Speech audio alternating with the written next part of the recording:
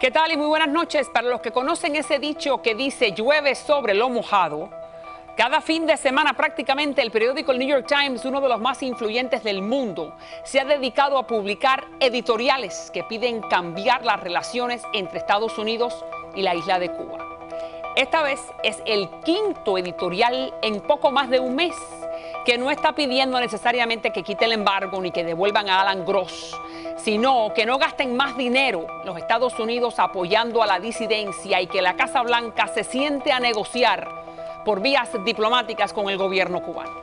Así es, le voy a dar toda la información de lo que estaba ocurriendo detrás de estos 5 editoriales en bien poco tiempo. Y también vamos a profundizar en la horrible suerte de los 43 estudiantes de Iguala en México que han desatado la furia en las calles en contra del gobierno mexicano. Y no es para menos, sin duda que es la crisis más grande que ha enfrentado este país en los últimos 50 años. Bienvenidos a María Elvira, el primer programa de información, análisis y debate para todos los hispanos de Estados Unidos. A trabajar para usted.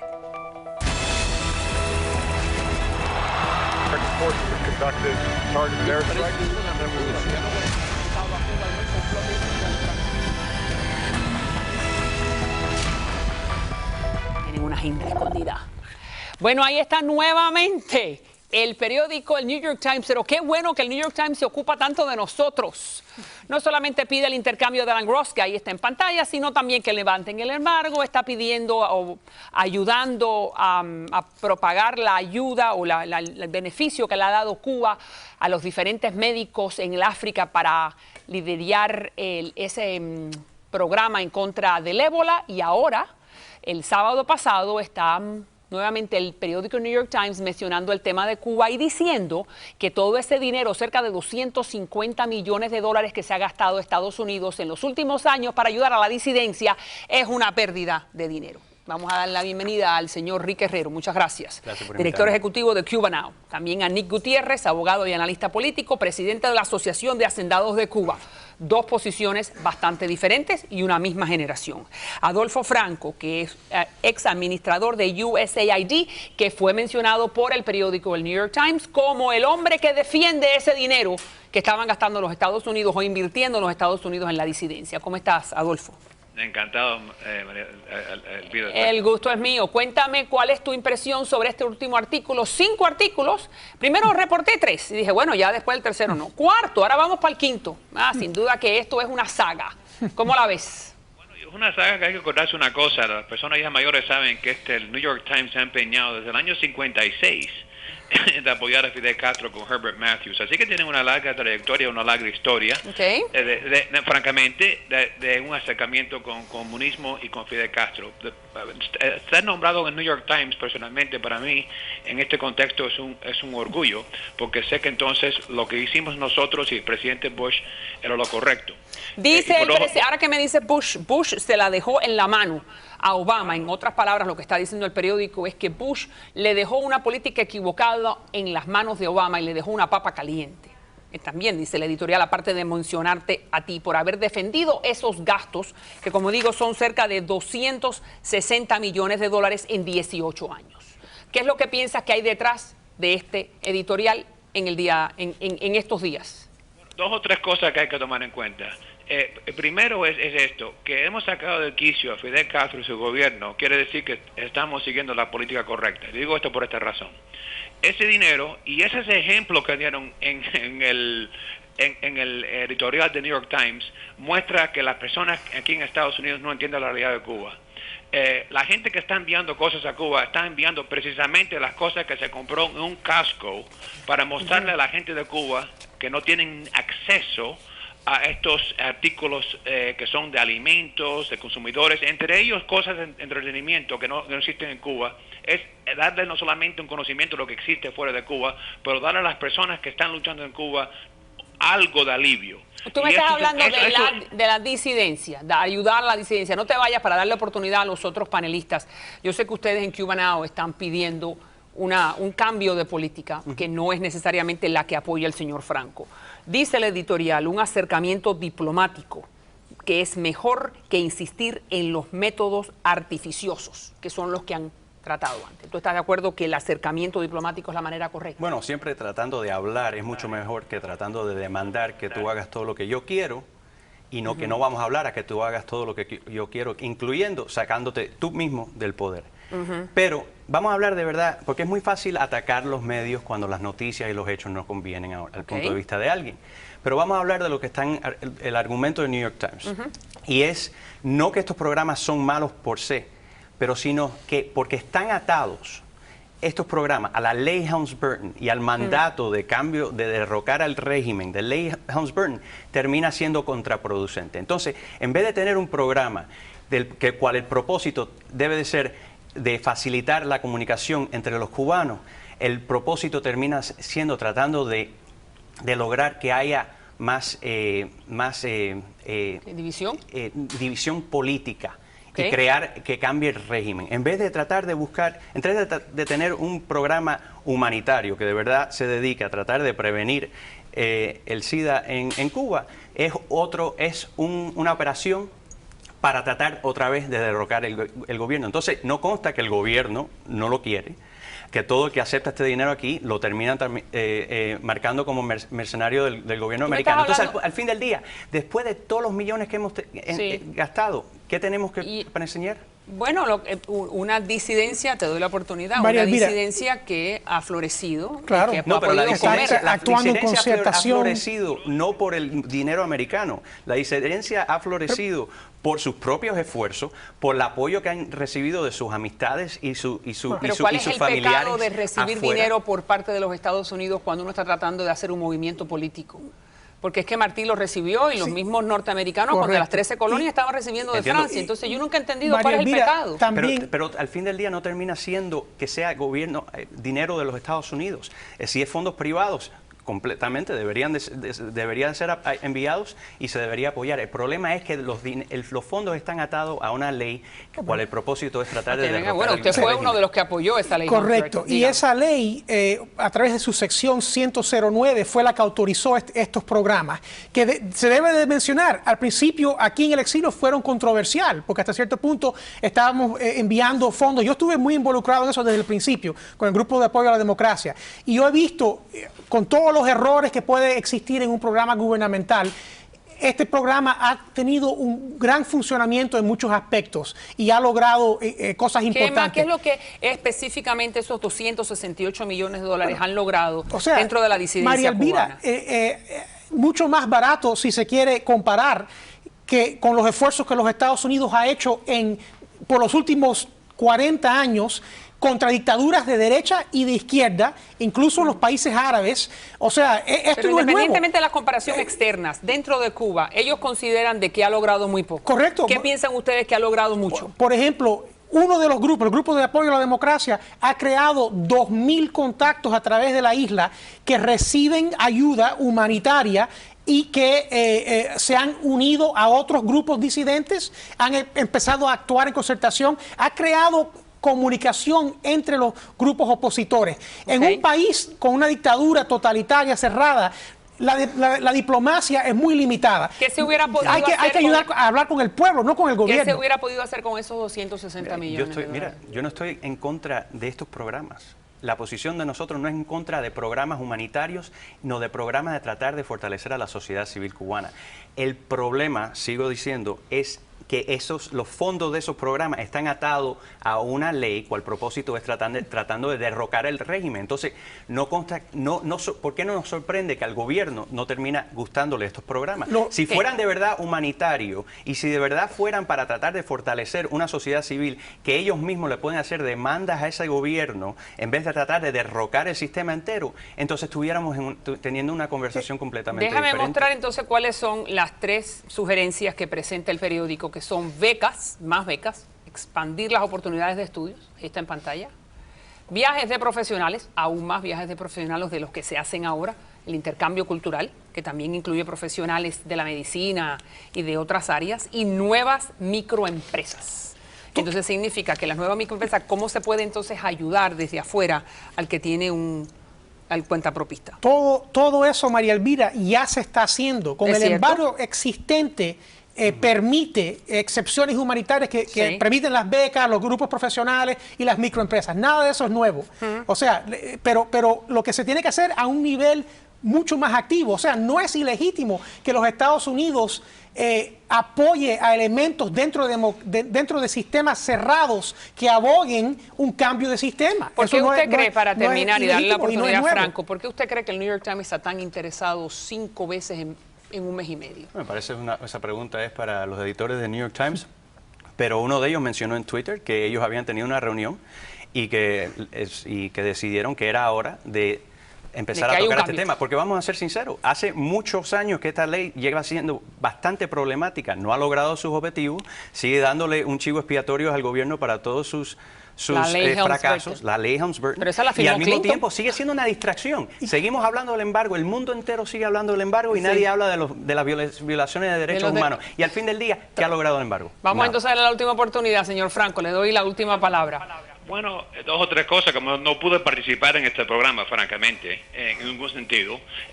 Lo lamento. Primera cosa, hablar con un régimen comunista. Entonces, eso es lo que tratamos de hacer con Hitler y Mussolini y otros. Yo creo que nadie estaba abogando por hablar con un régimen represivo y cerrado. Lo cierto es lo siguiente, que en términos de dinero, no es nada lo que hemos invertido en Cuba en comparación con otros programas semejantes a esto. No fue lo suficiente, y le puedo decir que el gobierno cubano estaba muy mortificado, muy preocupado, porque estamos apoyando a personas que estaban abogando por un cambio dentro de Cuba. Y eso, en el New York Times y la gente de izquierda en Estados Unidos, que quieren un acercamiento y quieren reconocer a este régimen, la razón que ataquen estos programas es porque han tenido éxito. Y han tenido éxito porque lo han dicho los disidentes actualmente en Cuba y anteriormente. Y mientras que Estados Unidos pueda proporcionar ese tipo de ayuda, va a ser sumamente importante para seguir fortaleciendo las personas que están abogando por el cambio en Cuba. Fíjense, Franco, usted dice que no ha podido participar y yo lo invito a que venga aquí a nuestros estudios para poder darle no solamente un segmento, sino una hora completa, para que me dé sus impresiones sobre cómo fue hacer ese trabajo de la ayuda a la disidencia directamente desde las oficinas en Washington. Siempre bienvenido y muchas gracias por estar con nosotros y a ustedes también. Este es un tema que no termina. Vamos a ver entonces cuando venga el sexto editorial. Nos invitamos nuevamente. Gracias. Cuba siempre estando en la palestra, ¿no? Porque es la última asignatura pendiente para los Estados Unidos cuando se trata de la América Latina. Gracias. Gracias.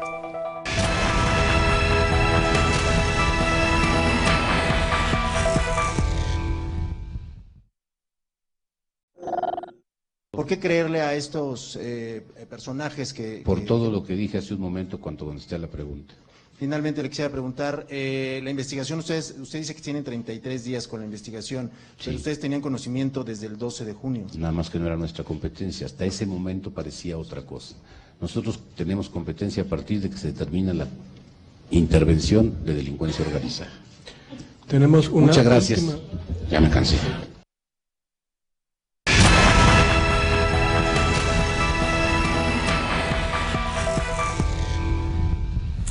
Bueno, sin duda que es una muy mala hora para los hermanos mexicanos. Ustedes acaban de escuchar al procurador, que es el que hace una conferencia de prensa explicando qué es lo que ha pasado con estos 43 muchachos, que ya todo indica que hablaron los matones y no solamente los mataron, crearon una hoguera, los calcinaron y después los tiraron, lo que quedó de los restos, a un río. Y aquí está el procurador diciendo, ya me cansé. Por si usted no leyó las noticias este fin de semana, el ya me cansé le ha dado la vuelta al mundo. Le damos la bienvenida al señor Alejandro Alvarado, que es consultor de comunicaciones, y su última publicación, Mexicanos al grito de guerra. Gracias. El señor Jorge Herrera Monroy, que es periodista y productor de televisión, programa radial Palpitar México. Los hermanos mexicanos saben muy bien lo que está pasando en su país, que no es nada bonito. Vamos entonces a darle la bienvenida a Juan Carlos Pérez Salazar, vía Skype desde México. He estado siguiendo muy de cerca esta noticia, corresponsal de BBC Mundo. Muchas gracias, tocayo, por estar con nosotros. Vamos entonces con usted. El ya me cansé, que es el final de la conferencia de prensa. Estoy haciendo mucho énfasis recalcando porque es la frase que más ha trascendido de esa conferencia de prensa.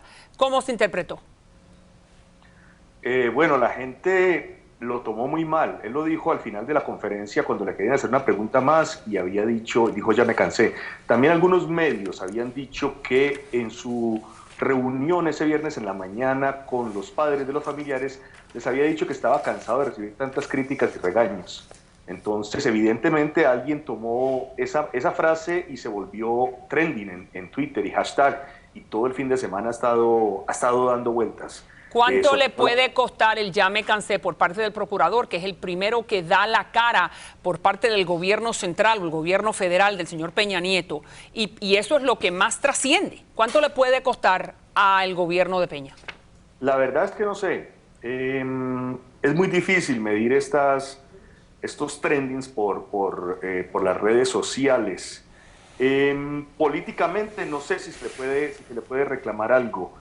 La verdad es que por lo que uno ve ha estado tratando de sacar adelante las investigaciones, han sido muy criticados, pero yo no creo que por una frase como estas, ¿no? Sino por la manera como se demoraron para asumir las investigaciones. Eso.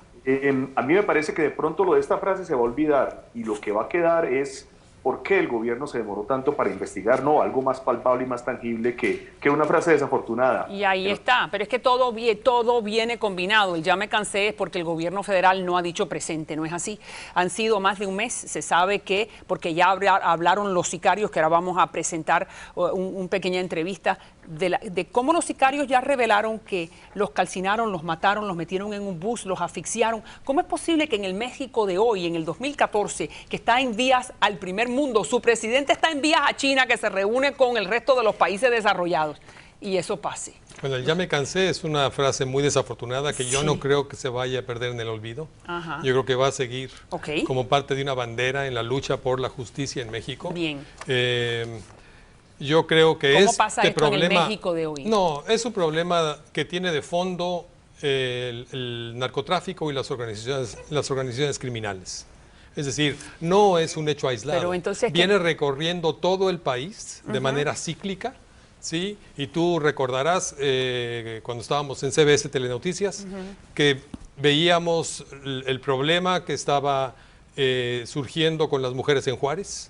Yes. El problema en Chiapas, con la impunidad. Claro, pero el país evoluciona. Evoluciona, ¿no? pero el tema de fondo no se ha resuelto. Ok, el tema de fondo no se ha resuelto. ¿Y cuál es el gran tema de fondo? Que es que los narcos mandan en el país. Yo creo que son dos cosas importantes. Una, la impunidad. Y segundo, es que no se ha cubierto, no se ha satisfecho las demandas sociales.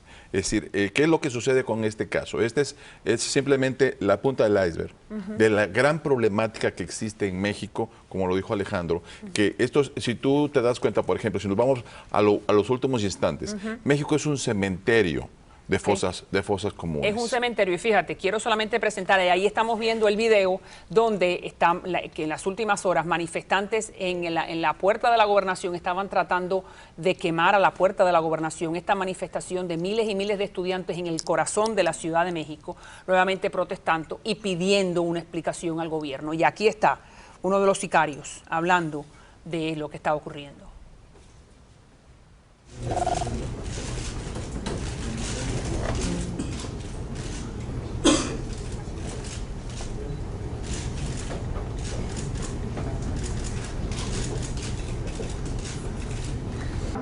Ya había muertos, ya había como unos aproximadamente 15 muertos. ¿Muertos de bala o de qué? De bala superficial. Le preguntaron que fueron y todos respondieron que eran estudiantes. Son mis estudiantes. Y entonces bajaron y les preguntaron que habían venido de bala. Y dijeron que venían por la esposa de la barca.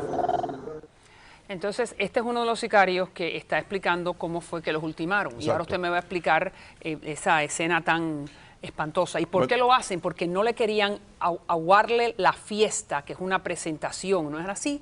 Una presentación política que iba a ser la esposa del alcalde, que resulta ser la gran villana junto con su esposo, el alcalde de Iguala. Aquí hay dos cosas que hay que aclarar. Lo del incendio de la puerta es el Palacio Nacional de México. Bien. Y ocurrió este fin de semana en el cual hay infiltrados. Dentro de las manifestaciones de los normalistas hay gente infiltrada, gente que la filtra el gobierno o otros intereses oscuros y provocan este tipo de incidentes. Pero sin duda que independientemente que hayan gente infiltrada, este es el sentimiento creo yo, de la frustración, de la impunidad, del pueblo de la rabia. bueno, llano, el hombre de a pie en Sí, México, hay por mucha lo que ha rabia. ocurrido. Ahora, explícame, Salazar, cuáles son los detalles de cómo es que estos muchachos normalistas mueren.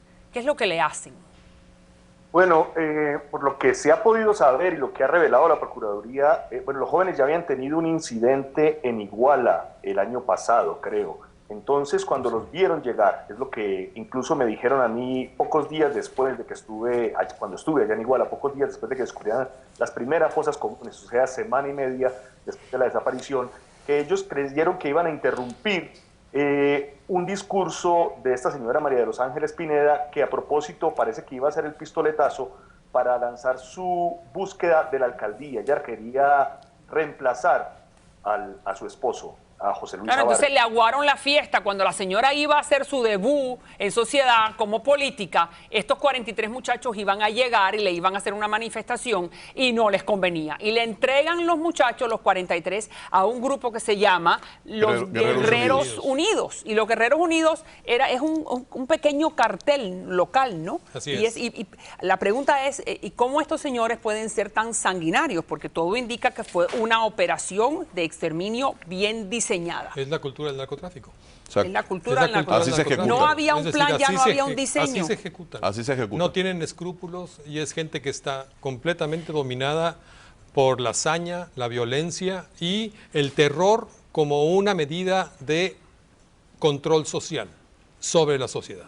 Pero entonces cuénteme, ¿cómo es que pueden, no solamente que los llevan en una camioneta donde muchos de ellos se asfixian durante esa trayectoria, después lo interrogan y le disparan y hacen una pira y ahí mismo meten a todos los cadáveres y le ponen diésel y le ponen gasolina? Eso tiene que tener un plan. Eso es lo que es difícil de explicar. Y Okay. aquí sabemos perfectamente que las primeras 24 horas en cualquier secuestro son fundamentales. Y el gobierno local, estatal y federal no actuaron. Y ahí es donde está la gran crítica del pueblo mexicano. ¿Y por qué no actúa el gobierno central?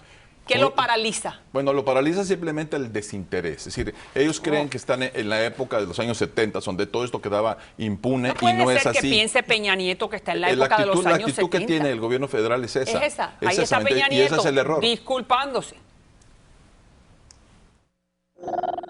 Los hallazgos presentados indignan y agravian a toda la sociedad mexicana. Con firme determinación, el Gobierno de la República mantendrá los esfuerzos para el total esclarecimiento de los hechos.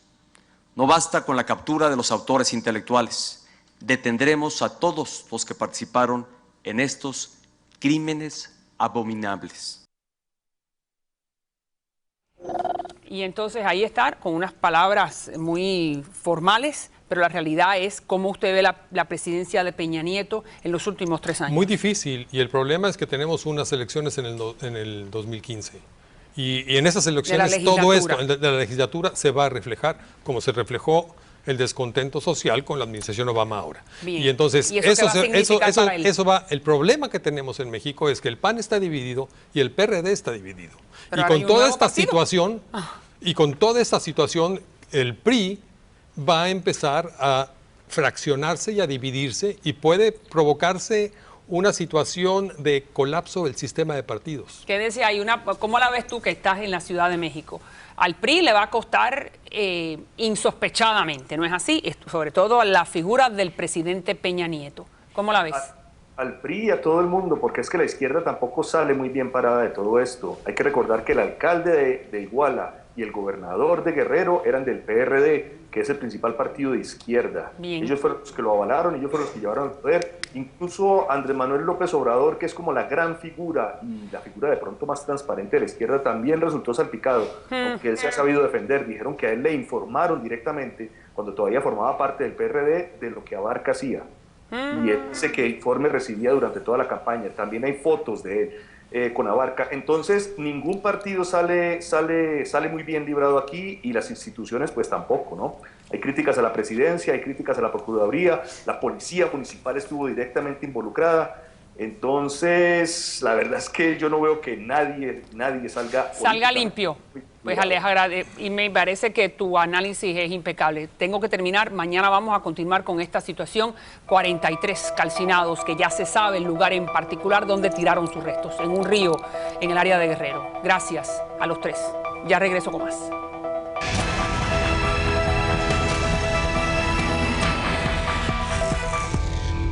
Bueno, y antes de continuar, le vamos a dar la bienvenida a Iliana García, que está representando el grupo de Insurance Doctors. ¿Cómo estás, Iliana? De lo más bien, gracias, María. ¿Cómo estás? Siempre un gusto. Yo sé que es un momento específico para todo aquel que quiera unirse al Obamacare, que el 15 de noviembre es el último día donde uno se puede inscribir. Y cuéntame cuál es el beneficio que ofrece la gente de Insurance Doctors. Bueno, y recalcando eso mismo, ya el 15 de noviembre es la fecha para empezar a inscribirse para aquellas personas que quizás en un momento determinado no lo hicieron, se les fue esa ventanita o simplemente no encontraban un plan adecuado. Ahora es el momento de hacerlo y hacerlo a través de The Insurance Doctors con el teléfono 305-424-9200. Ahora es una gran oportunidad para muchas familias que quizás estén ganando entre $11,500 y $45,500 tener Obamacare gratuito. Algunos no teniendo que pagar nada, otros teniendo que pagar muy poco. Ahora es una gran oportunidad de realmente saber qué es lo que me corresponde. Muchas personas, Mari, en un momento determinado entraron a buscar seguro médico y de verdad que no encontraron cosas adecuadas, estaban muy caros y en realidad ahora es el momento el conversar con personas que realmente conocen bien todo este panorama de Obamacare para quizás salir con algo mucho mejor de lo que tenían en un momento determinado. Es lo que tú dices, que no hay ningún tipo de costo para la persona que llame y que hable con la gente de Insurance Doctors. Definitivamente, para las personas que están averiguando, que necesitan llenar planillas porque realmente no saben por dónde iniciar, este proceso es gratuito. De igual manera, para las personas que quizás estén dentro de un demográfico de que ganan entre $11,500 y $45,500, esto sea, no tengan que pagar nada, es algo que definitivamente hay que averiguar bien. Muchas personas, como te dije, se quedaron fuera de la primera fase por falta de información o por no calificar, por no saber cómo llenar las planillas. En The Insurance Doctors lo hacen todo por ti y por eso deben de aprovechar y marcar el teléfono en pantalla, el 305-424-9200. Muchísimas gracias, Iliana, y me parece que hay un montón de gente que le va a encantar lo que tú estás diciendo. Obamacare, seguro médico, no tener que pagar nada. Bingo. Gracias nuevamente por estar con nosotros. Gracias.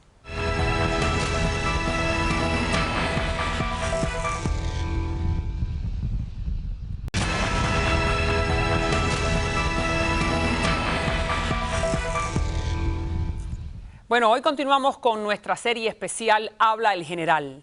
El general Rafael del Pino nos habla de Rubén Martínez Puente, quien fue ascendido de coronel a general después de ordenar el derribo de las avionetas de Hermanos al Rescate.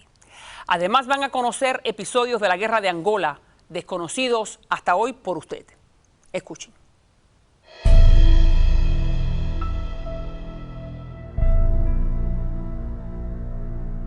Volvemos a Cangamba.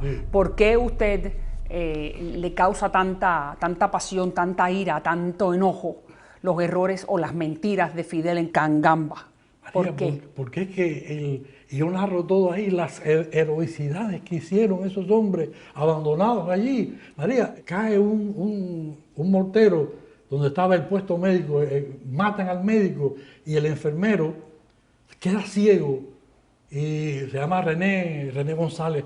Qué casualidad, queda ciego. Y ahí seguían llegando los heridos. Y entonces él dice... Heridos cubanos, o también angoleses. Entonces, con los intestinos afuera. Entonces, bueno, la cosa es que él dice, pero señores, ¿quién apagó la luz? Encienda la luz. Entonces le dice, sanitario. Entonces le hacen así. Pero es que tú no ves. Se había quedado ciego. Entonces él dijo, bueno, alcánceme acá a la gente que vayan llegando. Y ciego empezó a curar a los heridos ahí, ciego. No, María. Y entonces Sean, él llega allí con el equipo de radio para hablar con los aviones y entonces eran los morteros cayéndole constantemente. Y entonces el jefe de Peraza, que era el coronel Peraza en aquel momento, que estaba allí, le traen un pollo para él Eso lo estaban racionando ahí porque no tenían. Y entonces le dice, él coge el pollo ese, el coronel, y le dice, piloto, ustedes tienen que mantenerse, cómete esto tú. Entonces, Sean le dijo, no, yo no puedo aceptar eso. Esto aquí nos lo vamos a comer había como 6 o 7 ahí en el puesto de mando. Una alita para entonces el Peraza le dice, distribúyelo tú. Y entonces Sean, una alita para uno, un pedacito para otro. Usted dice el compañerismo, la entereza de esa gente, mientras que el alto mando estaba de vacaciones. Estaba así. No, María. Dígame, usted me relacionó a Martínez, que es el jefe de la aviación cubana en Angola, con los hermanos al rescate. ¿Qué relación hay entre Martínez y el derribo de las avionetas? Bueno, mira, entonces aquí yo vuelvo otra vez a lo que te decía, porque los dos grandes errores de Raúl, que él tiene que estar arrepintiéndose de eso. Okay. Porque Maro era el chofer de él y Martínez era el plantero del segundo frente. ¿Quién era Martínez? Bueno, ¿o quién es? Martínez era hijo del primer secretario del Partido Socialista Popular, que era el Partido Comunista clandestino que había en Cuba, en Guantánamo. Cuando ya Raúl establece el segundo frente, Fran País en Oriente, los padres de Martínez envían a Martínez para el segundo frente. Entonces, Raúl, como Martínez era hijo del primer secretario, era comunista, ahí, lo que hace es que no expone a Martínez para nada y lo deja allí en su casa, que es el que le encendía la planta y se la apagaba. Por eso es que, bueno, yo no entendía por qué la gente decía... La planta usted eléctrica. La planta eléctrica, ese era... Durante el tiempo de la guerra, sí. Bien. Entonces, por eso es que yo lo que no entendía, por qué la gente le decía plantero, los guardias viejos, no, porque el plantero es piloto con ustedes. Sí. Entonces, hasta que hubo uno que me dijo, no, chicos, el problema es que esta es la historia de Martínez, así. Y entonces, ¿qué pasa? Que buscando lealtad, cuando ya Julio Casa va a salir de la DAFAR, ahí habían otros pilotos, como Rubén Interián, el coronel Rubén Interián, que era inteligentísimo, que era tremendo piloto, que volaba, que tenía, y era del mismo curso de Martínez en Checoslovaquia. Y entonces, bueno, lo relegan, lo dejan ahí en Occidente, y sin embargo nombran a Martínez, que vaya, que pobrecito, que no podía. Entonces yo estoy seguro, ahora déjame decirte, y por qué te digo que Raúl se tiene que estar arrepintiendo de eso, porque es que uno no puede situar en posiciones tan delicadas y que puedan afectar tanto al Estado y a la revolución, o como ellos quieran llamarle a eso que está ahí, a personas que no están capacitadas solamente porque son leales. Pero general, si es que no hay ningún, lo que dicen los americanos, accountability, el pueblo no los está mirando y después les pasa la cuenta por un error o un acierto, así que ellos pueden nombrar al que ellos quieran. ¿Y por qué te digo que es un error? Porque yo estoy seguro que él no tuvo la suficiente capacidad para planearlo todo y decir, bueno, al recibir la orden, difícilmente a él le hayan dado la orden. Claro, él va a romper todo, a pagar los platos rotos, pero yo veo difícil que Raúl le haya dicho que derribara el avión ahí en aguas internacionales. Ahí, además, lo mantuvieron unos cuantos meses más ahí en la DAFAR y después fue que le hicieron así. Entonces usted piensa que fue decisión propia de Martínez derribar las avionetas Hermanos al Rescate. No vino la orden ni de Raúl ni de Fidel. Probablemente vino la orden, fíjate, no, si pasan las aguas territoriales o el territorio de Cuba, derríbenla. Entonces, a lo mejor él se puso y para apuntarse algo, para ganarse mérito, pensó que con eso lo que iba ahí. Mira, ese es el crimen más grande. Y yo te voy a poner un ejemplo, porque a mí me pasó algo muy parecido el 6 de marzo, o sea, un mes antes de Bahía de Cochino, que yo intercepté un avión pirata que yo pienso que lo que estaba era de drogas, pero bueno, nosotros teníamos constantemente vuelos de avionetas que venían y quemaban cañas, hacían sabotaje, etcétera. Y entonces hay una, inclusive de Aslan llegó con un B-25 ahí en La Habana. En los primeros años de la revolución, sabotaje por parte de los Estados Unidos, Ajá, que les quemaban los cañaverales, bien. A mí me dan la alarma de combate, yo despego en un T-33. Entonces me dicen que hay una avioneta que está volando, que ha pasado por La Habana y que está volando hacia el oeste, hacia el oeste.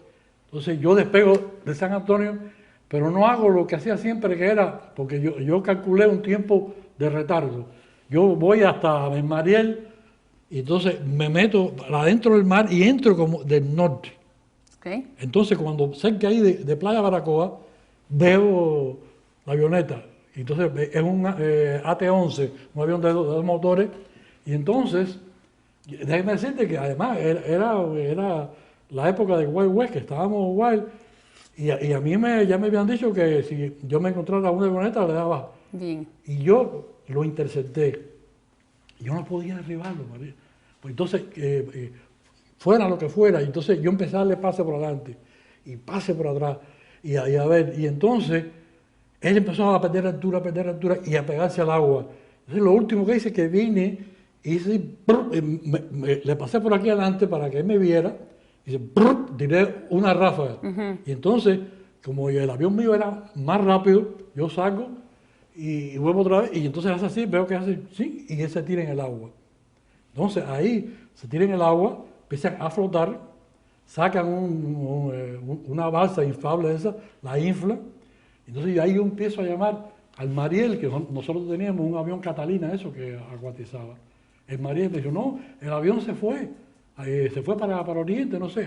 Entonces, Usted lo que me está diciendo es que habían otras maneras. Habían otras maneras. Mucho más discretas y no había, pero Martínez no lo consideró así. Ahora, pero Fidel se echa después la culpa.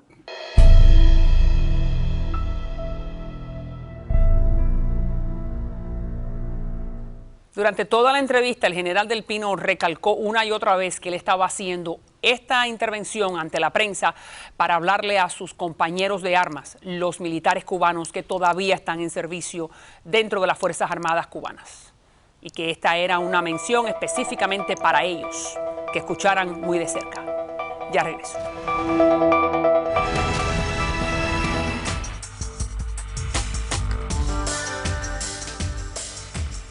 Bueno, le vamos a dar la bienvenida al doctor Marlon Hernández Cano, que tiene una idea muy particular. ¿Cómo está usted, doctor? Muy bien, y muchas gracias por tenerme en su show. El gusto es nuestro. Usted está buscando personas que quieran participar en lo que se llama un reality show, pero que está vinculado con la salud. Ajá. Explíqueme, ¿qué es lo que hay que cantar y bailar y poner inyecciones? Ajá, no quite. Pero en realidad lo que vamos a hacer es, vamos a organizar ferias, vamos a estar administrando nuestra clínica multidisciplinaria, vamos a estar modelando enfermedades, vamos a estar educando al público. En realidad es una oportunidad histórica para venir a audiciones en un show que en realidad va a romper un poco barreras en la televisión hispana. ¿Y qué es lo que necesita la persona? ¿Qué tipo de destrezas tiene que tener la persona para poder ganar estos $10,000 que usted está ofreciendo? Ajá, el ganador va a ganar $10,000, pero nada más por participar puede ganar $500 o más nada más en nuestra audición este sábado 25 de noviembre. Pero sí, que para la pregunta de usted, ¿qué tiene que tener? Bueno, habilidad común e inteligencia, pero más que todo, un espíritu de superación y una pasión por crear y servir al prójimo. Ok, pero como usted dice que está relacionado con la salud, ¿no es que hay que tener algún tipo de conocimiento sobre la salud o sobre algo relacionado con la ciencia? No, el background en la medicina y el background en la ciencia no es necesario. Estamos buscando por administradores, estamos buscando por profesionales que en realidad tienen una pasión por la salud pública y quiere invertir, quiere crear, quiere ser parte del movimiento que estamos haciendo en Cano Health. Bueno, fantástico. Y son $10,000 para aquel que gane el concurso y cuando la persona llame usted le va a explicar cómo es que tiene que competir, ¿no es así? Exactamente, exacto. Si llamen, simplemente lo vamos a referir a nuestro website que tiene todas las reglas del contest, que es en www.canomed.com. Canomed.com o el 855-CANOMED. Bueno, ahí está en pantalla y le agradezco muchísimo, doctor, por haber venido. Y bueno, y después, por favor, me trae al ganador del concurso para ver por qué fue que ganó y qué tipo de destrezas demostró. Muchas gracias, mi amigo. Un placer. Le agrada a usted. Nos vemos entonces este fin de semana. Nos vemos. En breve regresamos con una exclusiva para Mira TV.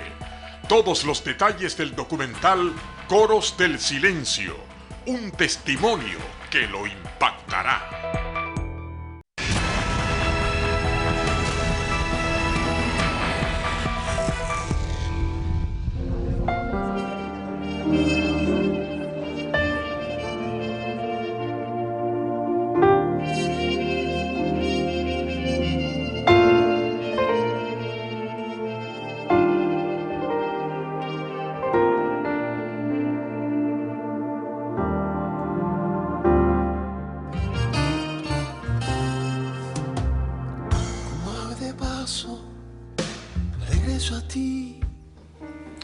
Coro de Silencio es un documental que tenemos la exclusiva en este programa y le damos la bienvenida y las gracias al señor Roberto Rodríguez Díaz, que es cineasta, escritor y que desgraciadamente vivió uno de los capítulos más negros que ha podido vivir un niño cubano en ese periodo llamado Pedro Pan. Gracias por estar nuevamente con nosotros. Gracias. Comenzamos esta serie el viernes pasado, pero bueno, quería mostrar un poco más del documental al público y nuevamente mencionar el hecho que Peter Pan tuvo este lado oscuro. En este momento que son casi 50 años después de haber ocurrido, ¿qué es lo que más tú quisieras por parte de la Iglesia Católica? Por parte de la Iglesia Católica no es el dinero que me ofrecieron, lo que quiero es un perdón, o sea, que pidan perdón por lo que hicieron y digan cuál fue la razón. No había necesidad ninguna de enviarnos a orfanatos, reformatorios, casas de crianza que no sabía quiénes eran las personas. No todos pasamos por eso, por supuesto, pero los que pasamos por eso creo que nos merecemos que la Iglesia Católica, el Papa, aunque no tuvo nada que ver en aquel entonces, pero es la figura que en estos momentos está siendo bien moderna, se puede decir.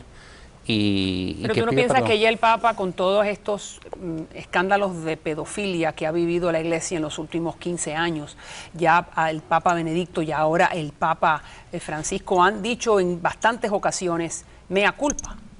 ¿O piensas sí, pero que no? En este caso creo que tiene que ser en particular a Pedro Pan. Fuimos 14.048, hasta el momento que está pasando lo de ahora de México, era el éxodo más grande que había habido en la historia, más grande que el de Alemania. O sea que creo que basado en eso nos merecemos eso.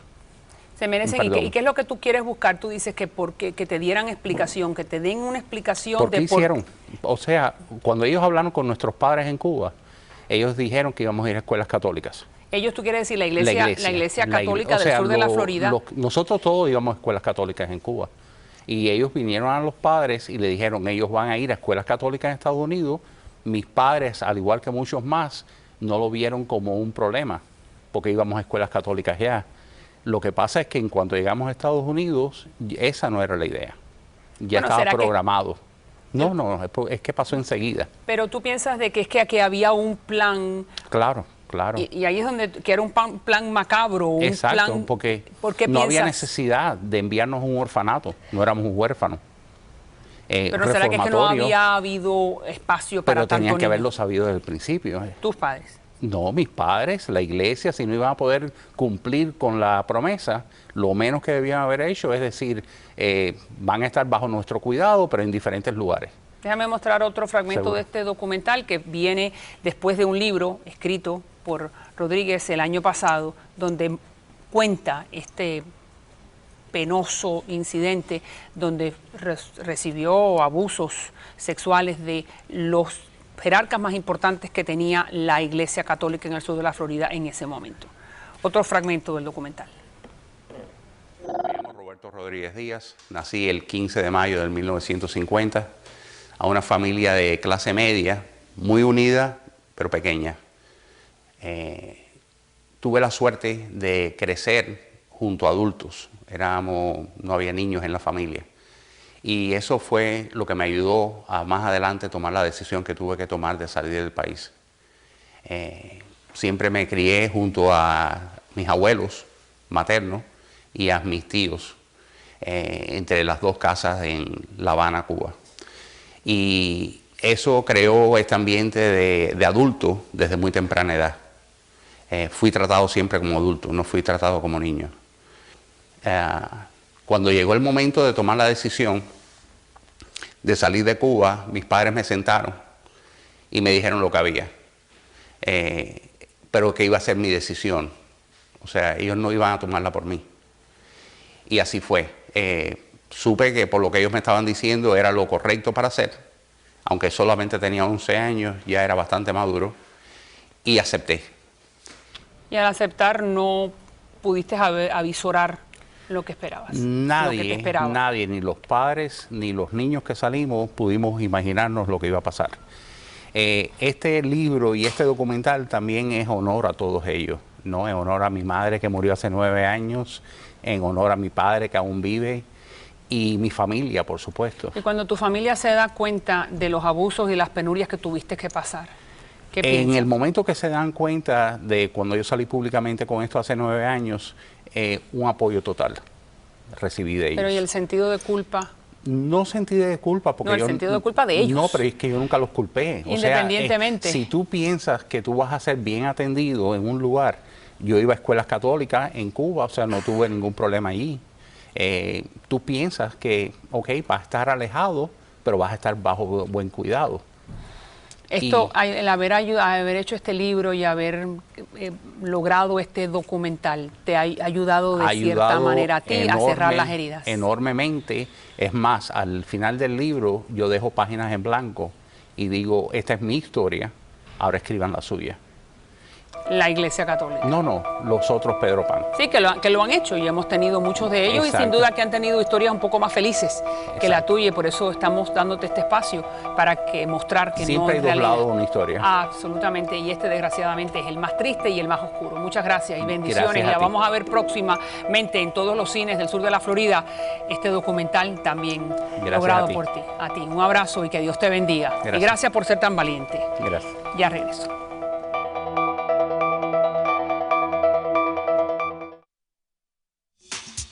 Las joyas de María Elvira son diseños exclusivos de Santayana.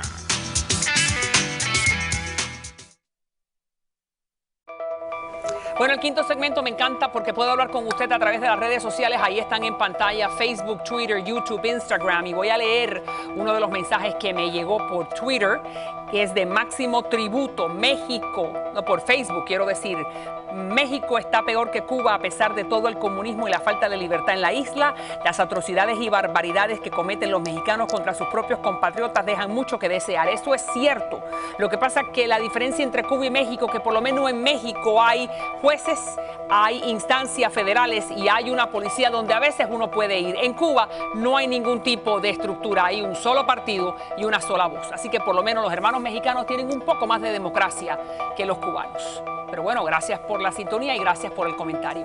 Ahí está la página de la internet donde usted me puede escribir, donde puede ver programas anteriores a este. Y como siempre digo al final de todos los programas, si Dios contigo, ¿quién contra ti?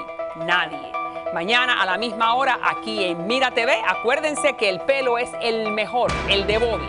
Éxtasis Salón y Spa, la cara de Dania y el atuendo de la señora Gabriela Arán. La mejor en el centro de Miami, en Coral Gables. Nos vemos mañana a la hora de siempre, a las 8 en Mira TV. Buenas noches.